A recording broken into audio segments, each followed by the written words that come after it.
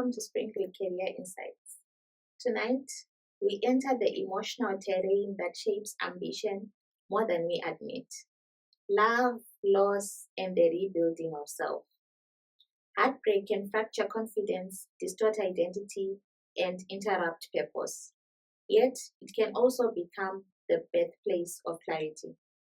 We ask, how does one rebuild without bitterness and rise without losing tenderness? We are joined by His Excellency Dr. Godfrey Gandawa, President of Springfield Research University, whose work frames healing as both a personal and civic restoration. President, welcome. Thank you, Doctor. Healing is not the erasure of pain. It is the renegotiation of identity. And when people rebuild with dignity, they reclaim their emotional sovereignty and restore the architecture of their future. Thank you, Professor. President, why does heartbreak destabilize identity so profoundly?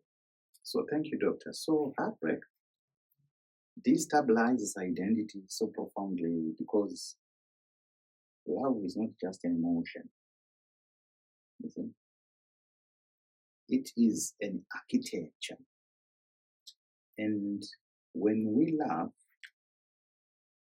we build parts of ourselves around another person.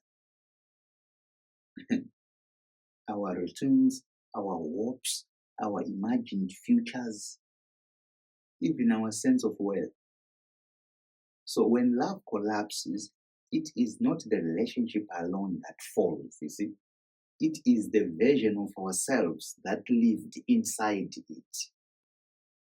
So heartbreak shakes identity because firstly, we lose the mirror that once affirmed us.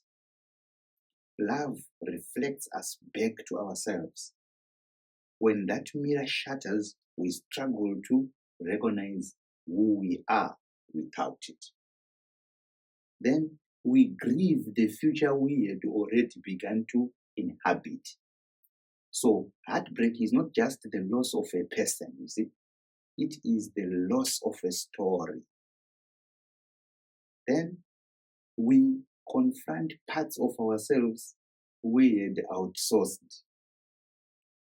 That's validation, confidence, belonging. When these were tied to someone else, their departure exposes the gaps we never filled. Then we are forced into emotional solitude. And solitude, though necessary, can feel like exile before it becomes sanctuary. But here is the deeper truth, Doctor. Heartbreak destabilizes identity because it interrupts the narrative. Yet it also offers the rare chance to rewrite it. In the ruins of what was, we meet the unedited version of who we can become. Thank you, Professor. Professor, why do people lose ambition after emotional betrayal? Thank you, Doctor. So people lose ambition after emotional betrayal because betrayal does not just break the heart. It breaks the internal contract that fuels self-belief. Ambition is powered by emotional stability. When someone we trusted wounds us, the damage is not only relational, you see, it is existential. Here is what betrayal disrupts. It fractures the sense of safety that ambition requires. Ambition needs courage, and courage needs emotional grounding. Betrayal shakes that ground until even simple steps feel dangerous. You see, it contaminates self-perception. People begin to question their judgment, their worth, their desirability, their intuition. And when the self becomes suspect, the future becomes blurry. And it drains emotional energy. Ambition is expensive. Heartbreak is even more expensive. When the heart is bleeding, the mind cannot invest in long-term dreams. And it creates a crisis of trust. Ambition requires collaboration, mentorship, vulnerability. Betrayal teaches withdrawal, suspicion, and self-protection.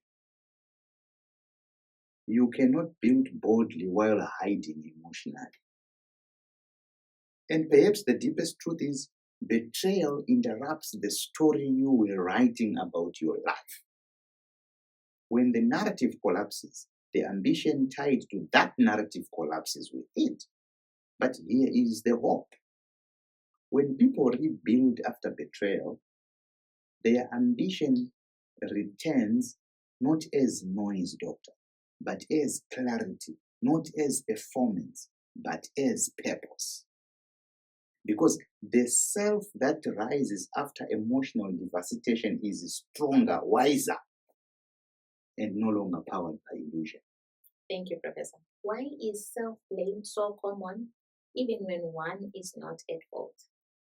Thank you, Doctor. So self-blame is common after loss or betrayal because the human mind would rather feel responsible than feel powerless.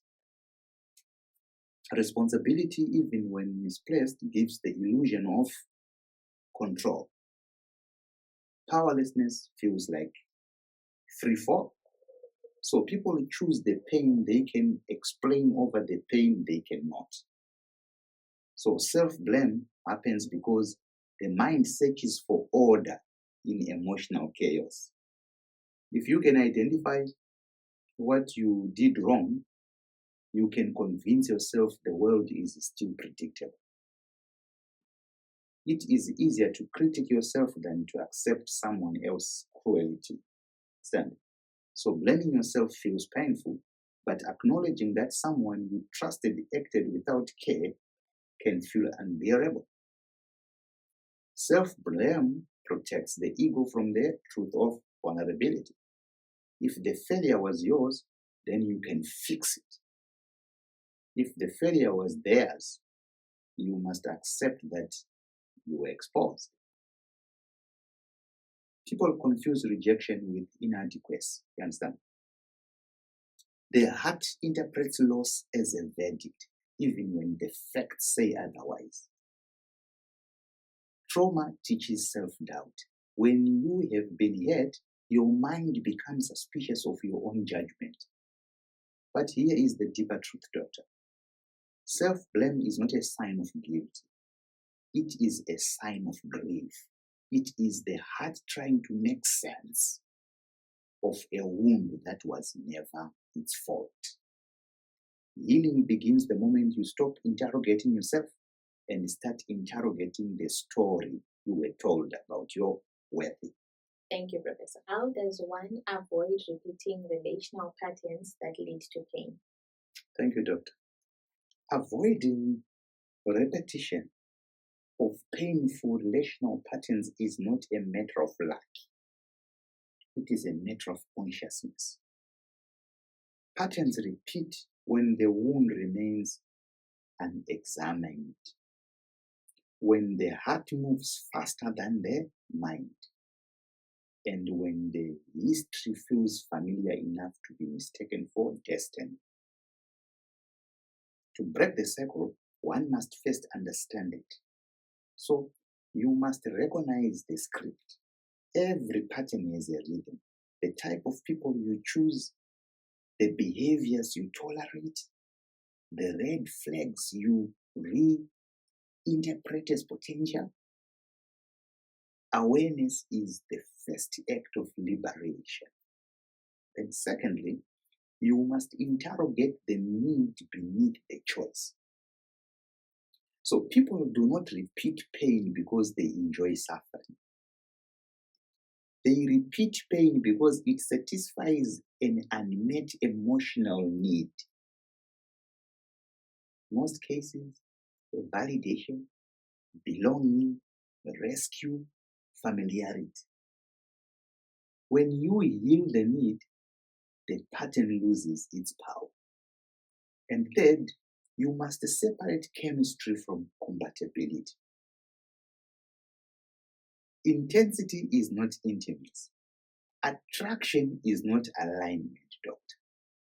The heart often confuses emotional adrenaline for emotional safety.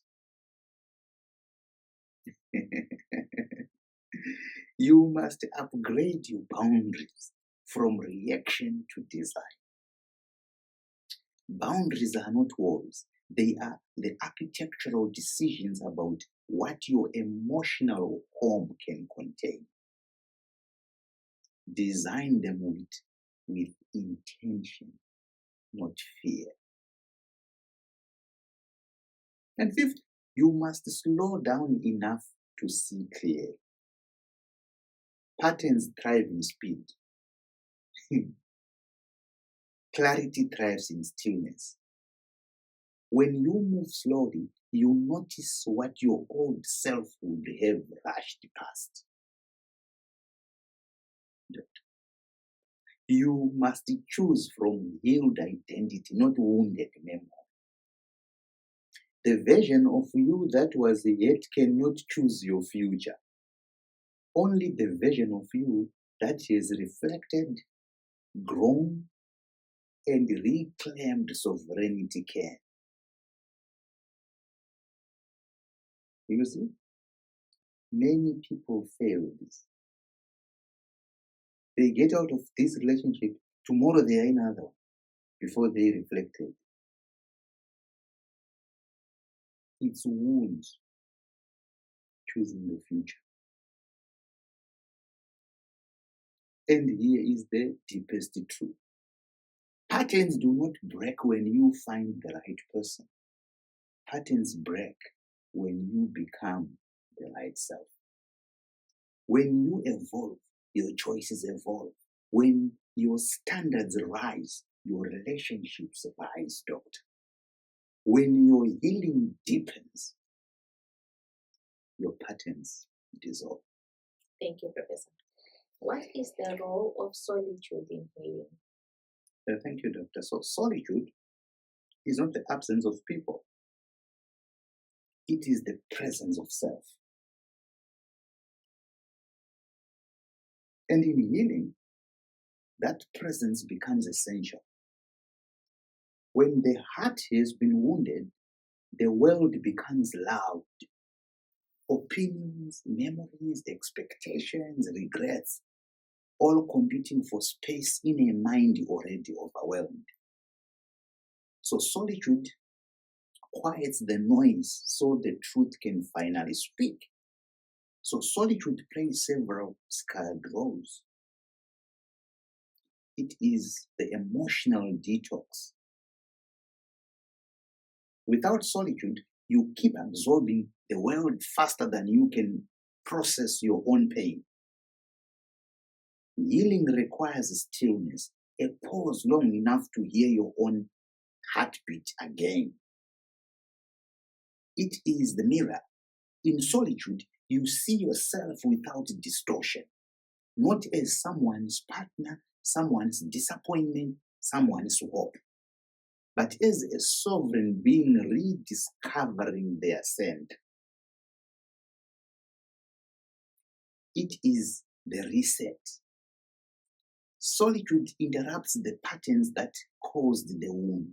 It gives you space to unlearn, to rethink, to redesign your emotional architecture. And it is the sanctuary where identity is rebuilt. You learn what you want, what you fear, what you value, and what you will never again negotiate away. It is the birthplace of emotional sovereignty, doctor. When you can sit with yourself without collapsing, you become unshakable in the presence of others. And here is the deeper truth. Solitude is not loneliness. Loneliness is the ash of another for another. Solitude is the return of yourself. In healing, solitude is not a punishment. It is the coronation chamber where the new self is crowned. Thank you, Professor. Let's take a break and listen to our gospel song, The Altar of My Becoming.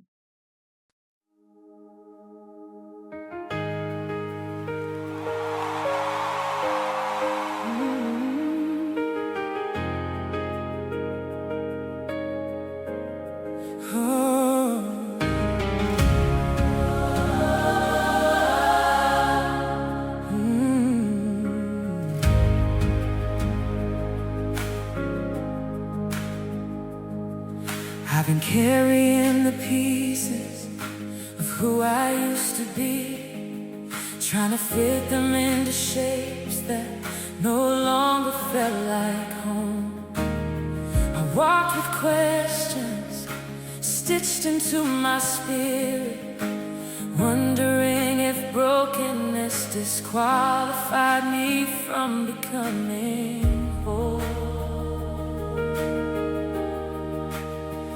Then your mercy called me closer than my shame. Your kindness built a place for me to lay it all down. You didn't ask for perfection, you asked for surrender. And in that moment I felt transformation begin. The divine encounter at the altar.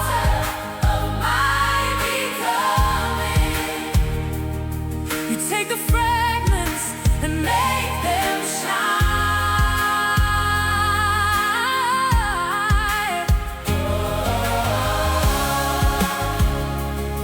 At the altar of my becoming, you turn my weakness into a holy kind of fire.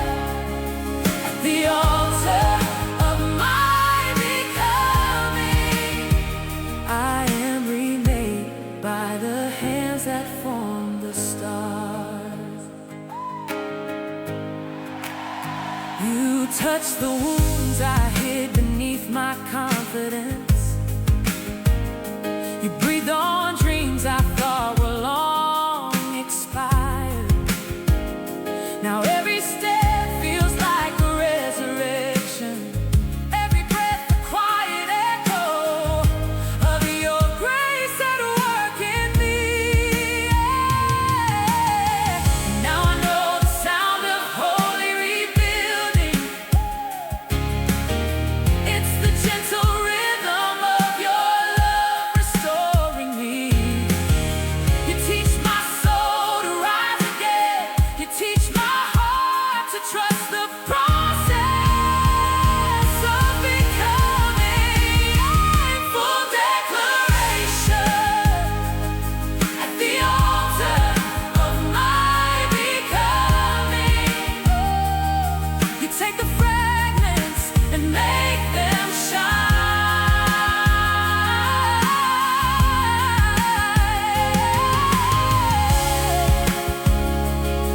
At the altar of my becoming, you turn my weakness into a holy kind of fire. At the altar of my becoming, I am remade by the hands that form the stars. The prophetic moment, shape me, Lord. Let your glory be the blueprint of my life. Shape me, Lord. Let every broken place become a testimony. Shape me until I look like the love that saved me.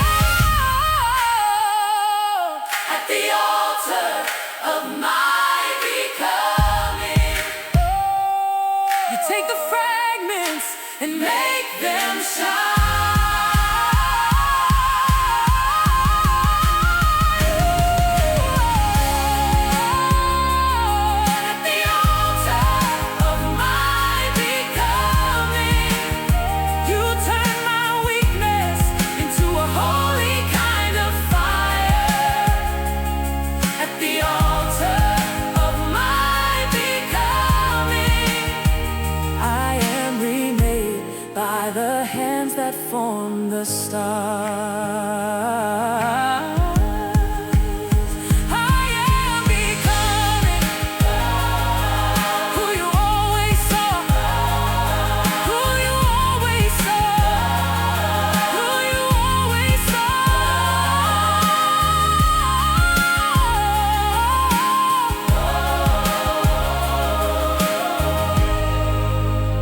Ungiphathe ngomusa wakho. Welcome back. Let's continue with our discussion. Why do some people rush into new relationships before rebuilding themselves?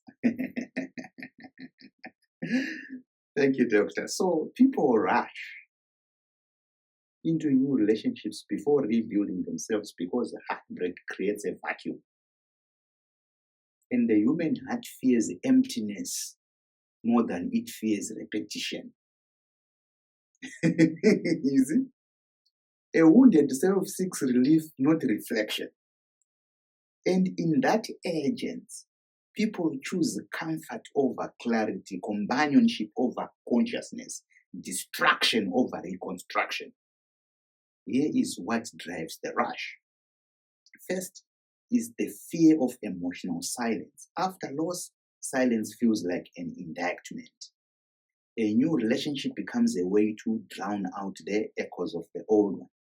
Then second, the desire to prove worth.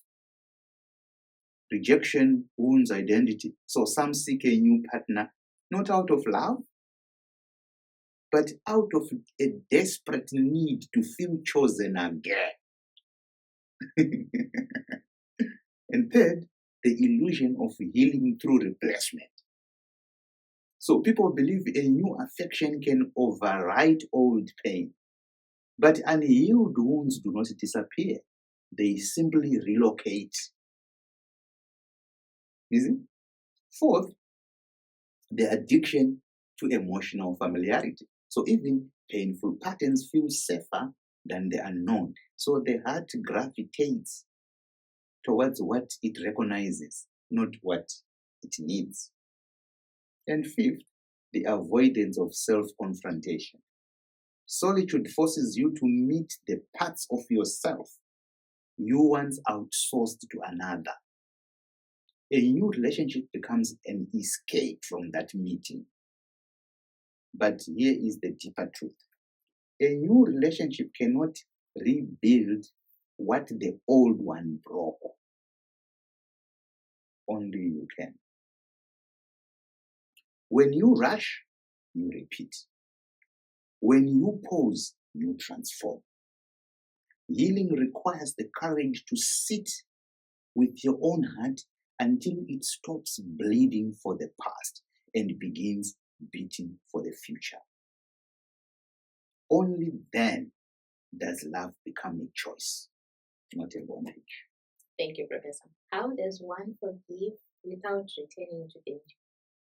Thank you, Doctor. So forgiveness without returning to danger is the highest form of emotional intelligence. It is the moment when the heart chooses freedom while the mind maintains sovereignty. Many confuse forgiveness with reconciliation, but they are not the same currents. Forgiveness is internal. Reconciliation is relational. Only one requires the other person. To forgive without returning to danger, you separate healing from access. You can release the bitterness without reopening the door. You see, you can let go the wound without inviting the wound maker back in. Oh, you get this? People think if I forgive you, I must allow you back in. No, that's not it. That's what I'm saying, actually. Secondly, you honor the lesson as much as the love. So forgiveness does not erase memory. It refines it. You remember clearly so you can choose wisely. Third, you rebuild boundaries as acts of self-respect, not retaliation. A boundary is not punishment. It is a declaration of value. All right. Then fourth, you forgive to free your heart, not to restore their privilege. Some people are part of your history, not your future. Then, fifth, you recognize that trust and forgiveness operate on different timelines. Forgiveness can be immediate. Trust must be earned. Safety must be proven.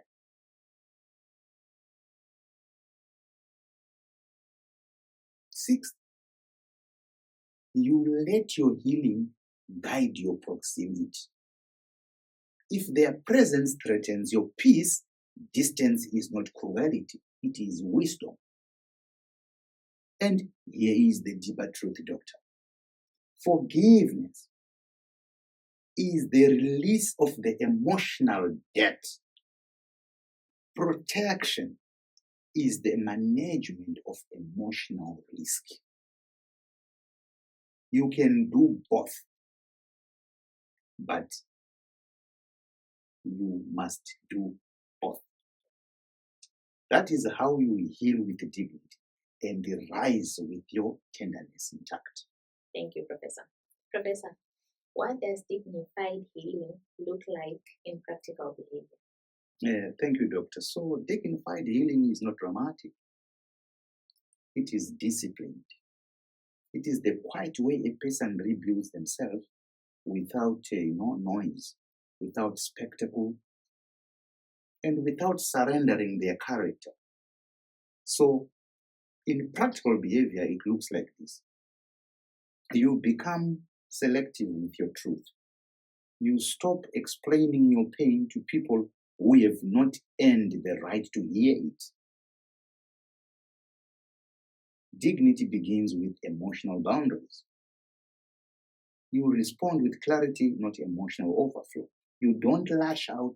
You don't perform your suffering. You communicate with steadiness even when your heart is unsteady.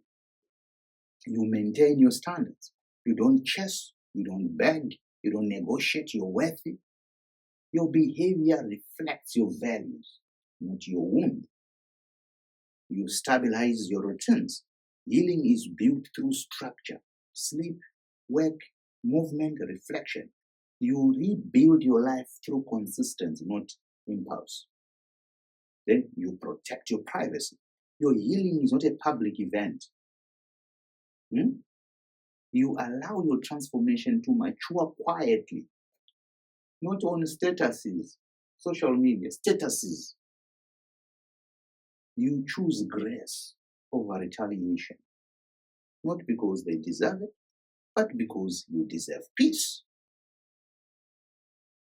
And you keep showing up even when your heart is heavy. You honor your responsibilities. That consistency becomes your strength. Dignified healing, doctor, is simply this. You rise without theatrics, you grow without bitterness, and you rebuild without losing your tenderness. It is the quiet return of someone who refused to let pain rewrite their character. Thank you, Professor. How does heartbreak affect career, leadership, and decision making? Thank you, doctor. So heartbreak affects career, leadership, and decision making far more than people admit. Because emotional injury does not stay in the heart. It leaks into the boardroom, the classroom, the strategy table, the future. So when the heart is destabilized, three things happen. First, career focus becomes fragmented. Heartbreak pulls attention inward. You are physically present at work, but mentally negotiating loss, replaying conversations, or questioning your worth. Productivity drops not because you are incompetent, but because your emotional bandwidth has been hijacked. Then secondly, leadership becomes reactive instead of visionary. So a wounded leader leads from survival, not strategy. You become more cautious, more irritable, more easily overwhelmed. You avoid the risks you would normally take, or you take impulsive risks to escape emotional discomfort. So leadership requires emotional stability, and heartbreak shakes that foundation. Then third, its decision-making becomes distorted. So when identity is shaken, judgment follows. You second-guess yourself. You over-explain. You hesitate where you once moved with conviction, or you make decisions to prove you are fine, even when you are not. So heartbreak introduces noise into the internal compass. But here is the deeper truth, doctor. Heartbreak does not destroy professional potential. It exposes the parts of you that needs strengthening.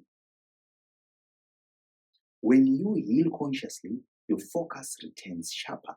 Your leadership becomes more empathetic and grounded. Your decisions become more deliberate, less ego-driven. You rise not as someone who avoided pain, but as someone who mastered it. So, heartbreak may interrupt your rhythm, doctor, but it does not remove your destiny. It simply demands that you rebuild the self that will carry that destiny with greater wisdom and emotional sovereignty. Thank you, Professor. Let's take a break and listen to our gospel song, Mercy Carried Me Home.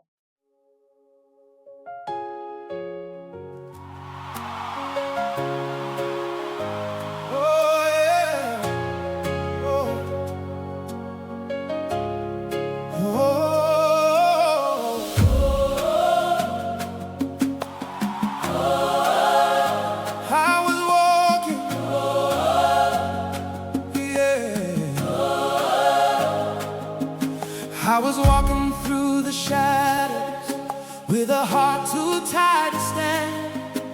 Every step felt like a burden, every breath a trembling hand. But in the silence of my weakness, when I thought I'd lost my way, your gentle voice came softly calling, "Child, I'm with you, come this way." You didn't wait for me to rise, you met me where I fell. You wrapped me in your mercy and lifted me from hell. Mercy, mercy, carried me home when I had nothing left to give. Hey, hey, hey. Mercy carried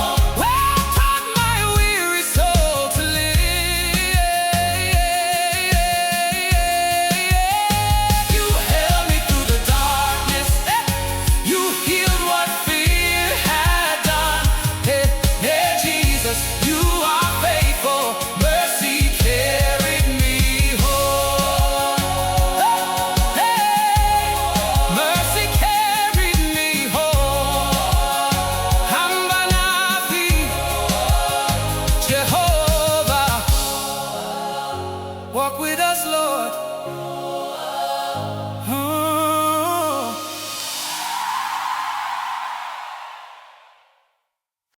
Welcome back. Let's continue with our discussion. Professor, why is closure often internal, not relational? Thank you, Doctor. So closure is often internal, not relational, because most endings are not conversations. They are realities. So, and reality does not always wait for agreement.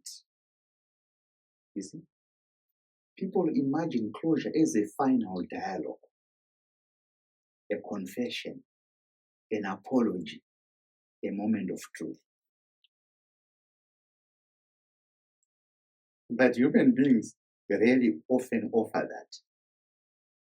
Most relationships end with unfinished sentences, unanswered questions, and emotional debris. So closure becomes an internal act because, first, the person who hurt you may not have the capacity to heal you.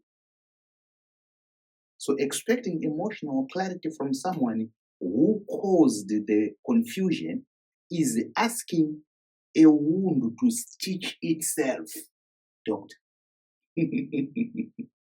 Secondly, people protect their own narratives.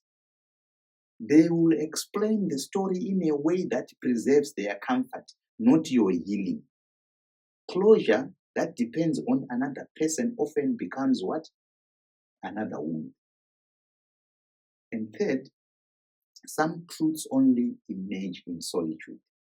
Distance reveals what proximity concealed. You understand the relationship differently when you are no longer fighting to keep it alive. And fourth, emotional sovereignty requires self-authorship. So if someone else must give you closure, they still control the ending of your story. So internal closure is the moment you reclaim the pen. And fifth, closure is not about them.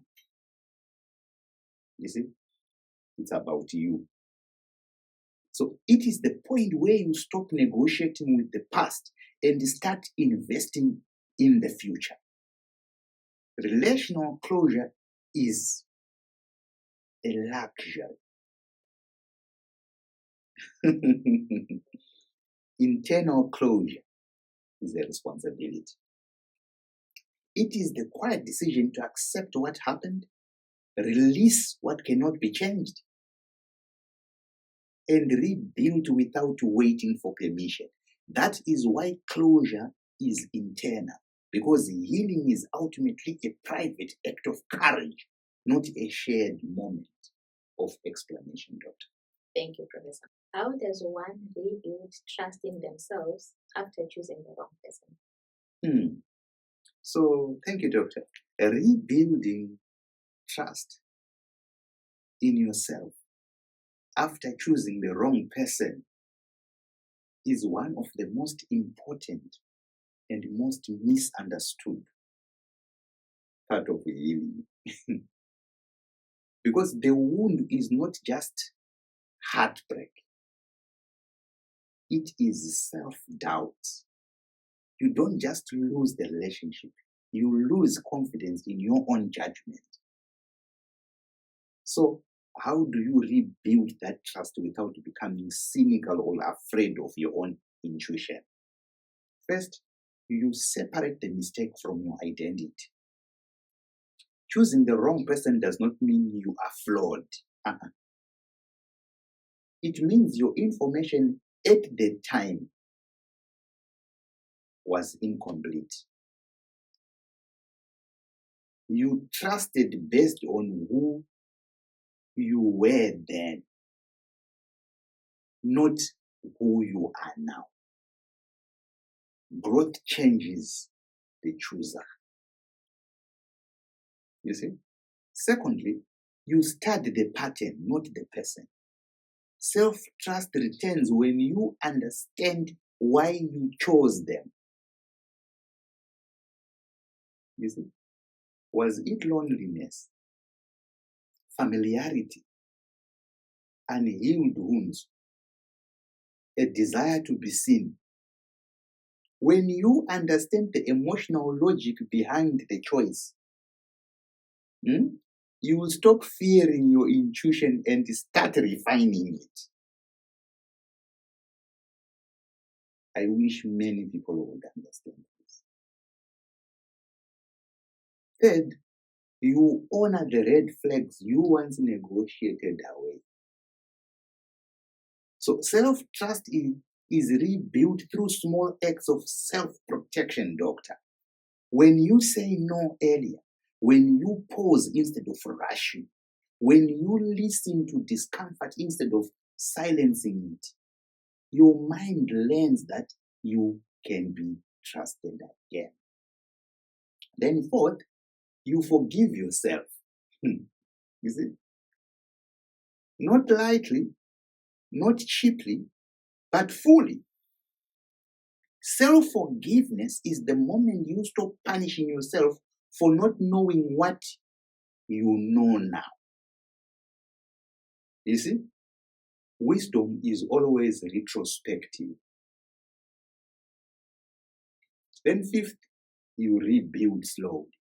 So self-trust grows through consistency, through decisions that align with your values, through boundaries that honor your dignity, through choosing yourself before choosing anyone else.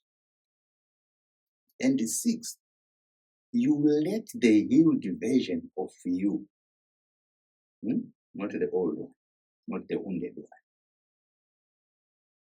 the healed version of yourself, choose next time. So the version of you that picked the wrong person is not the version of you that will pick the next one. Healing upgrades your discernment. And here is the deeper truth, doctor. You do not rebuild trust in yourself by avoiding love. You rebuild it by becoming someone you can rely on. You build yourself to rely on yourself, to rely on your judgment, because you have learned from the past. When your choices come from clarity, not loneliness, from sovereignty, not fear, from healed identity, not wounded memory, your intuition becomes sharp again. Your judgment becomes reliable again. And when you rise with a confidence that cannot be shaken by the past. Thank you, Professor. President, how does one know they finally healed? Okay, thank you, Doctor. You know you have finally healed when the past stops negotiating your present. So healing is not a moment, it is a shift, a quiet internal recalibration where the wound no longer leads your decisions, your emotions, or your identity. Here is how you recognize it. First, the memory no longer destabilizes you.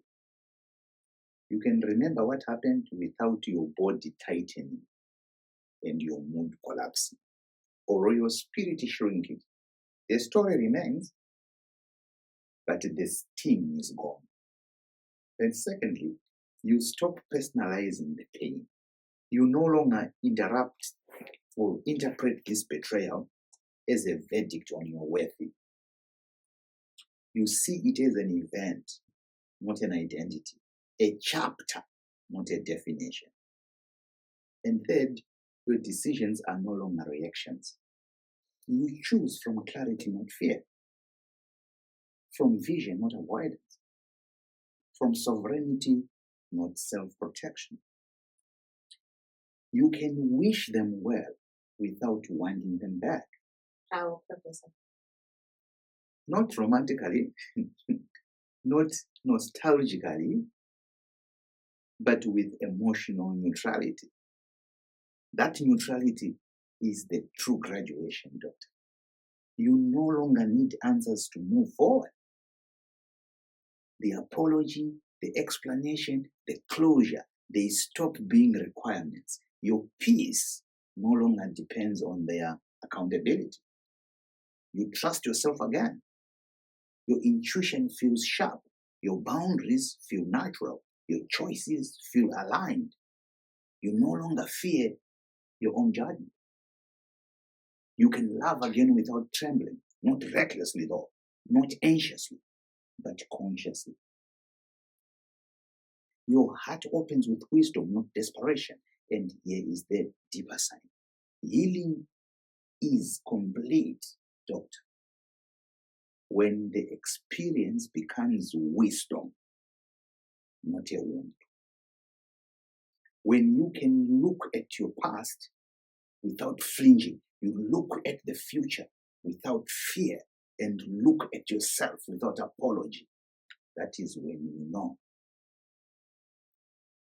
you have not just survived, but you have transformed. Wow, this is amazing. Let's take a commercial break and stay tuned.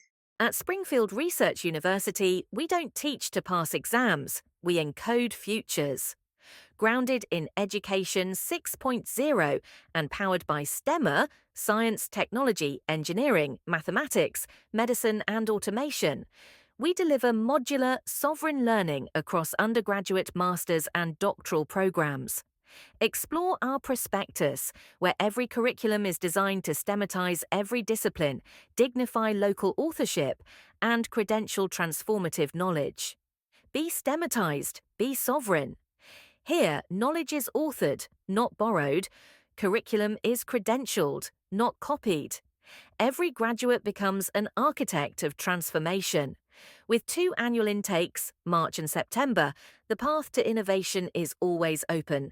From the logic of automation to the soul of indigenous intelligence, SRU is where tomorrow is designed. Springfield isn't just a university, it's an epicenter of epistemic dignity. Join the movement. Study where learning governs itself. Springfield Research University, the globe is here. Where are you? Welcome back. Let's continue with our discussion. Professor, what does it mean to heal without losing tenderness? So, thank you, doctor. So, to heal without losing tenderness is to walk the finest emotional line. It is the line between strength and softness, between wisdom and warmth, between protection and openness. And many people heal by hardening. They build walls, not boundaries. They silence their hearts instead of strengthening them. But true healing, or dignified healing, does something which is different. It preserves the softness that makes you human while removing the naivety that made you vulnerable. So here is what it looks like, doctor. You learn from the pain without becoming the pain. You take the lesson, but you do not adopt the behavior that hurt you. You grow sharper in judgment, not colder in spirit. You see? Many people fail this. They become victims. When they become victims, they become abusive themselves. They become abusers. They turn abusers. Secondly, you protect your heart without closing it. So tenderness is not exposure. It is controlled openness. You give slowly, intentionally to people who have earned the right to receive you. You see? Then third, you stay kind, but you stop self-betrayal or self-betraying. You no longer sacrifice your needs to keep the peace. You no longer apologize for having boundaries. Your kindness becomes principled, not porous. People don't like people like that, candid people. You feel deeply without drowning in the feeling. So tenderness is not fragility. It is the courage to remain emotionally alive without letting emotion rule your decisions. Then, fifth, you remain hopeful but not blind. Hope becomes a choice, not a habit.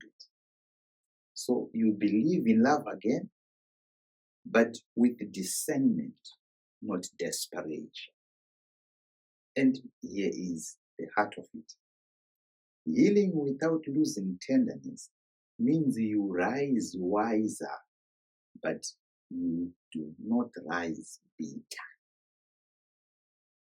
You become strong enough to protect your heart and soft enough to recognize love when it returns. So that balance, that emotional sovereignty is the true victory after heartbreak. Thank you, Professor. President, what final counsel do you offer to someone rebuilding their identity after emotional loss? So thank you, Doctor. So when you are rebuilding your identity after emotional loss, the most important counsel I can offer is this. Do not rebuild the version of you that existed before the heartbreak. Rebuild the version of you that the heartbreak revealed. You see, loss is not just an ending. It is an audit. It exposes what was borrowed, what was fragile, what was unexamined, and what was never truly yours. So your rebuilding must be intentional, Doctor. First, you rebuild through truth or from truth, not from memory.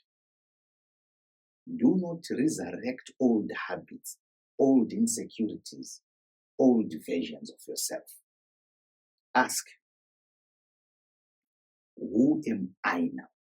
What did this experience teach me about my needs, my boundaries, my worth? Identity grows when you stop romanticizing who you were and start honoring who you are becoming. Rebuild from sovereignty, not from fear. Do not shape your new self around avoiding pain, is it? Shape it around pursuing purpose. Fear builds walls. Sovereignty builds architecture. Rebuild from discipline, not emotion. Your feelings will fluctuate. Your habits will carry you. Create routines that stabilize you. Work, rest, reflection, movement, silence. Identity is not found, Doctor. It is constructed. Rebuild from self-respect, not self-blame. You are not rebuilding because you failed. You are rebuilding because you grew. Forgive yourself for what you did not know. Honor yourself for what you now understand. Rebuild from vision, not survival. Loss can shrink your world if you let it. But if you rise with intention, Doctor, it can expand you. Ask, what kind of life aligns with my healed self? Then build towards that life with quiet conviction, And here is the final counsel. Identity after loss is not a return. You see this? It is a rise. You are not reclaiming who you were. You are inaugurating who you were always meant to become. That is the dignity of healing. That is the sovereignty of rebuilding. And that is the quiet triumph that emotional loss can build. Thank you, Dr. Fayabin. Thank you, President, for restoring dignity to the journey of healing. Your framing of heartbreak is a reconstruction of identity, not a collapse of worth, reminds us that loss can refine us rather than diminish us.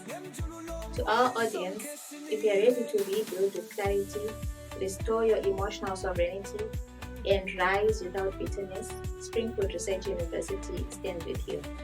Visit www.springfieldresearchuniversity.net and begin the journey of structured healing and self-authorship. This concludes tonight's restorative edition of Springfield Career Insights.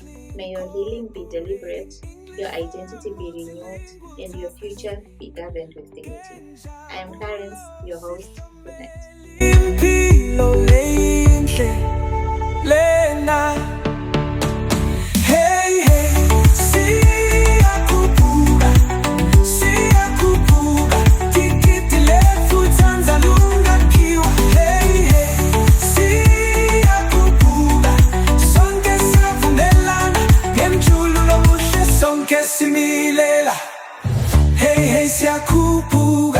Siyakupuga tikiti lefu tanzalunga kiwa hey hey hey siyakupuga sonke siyavumelana ngemjululo muhle sonke simi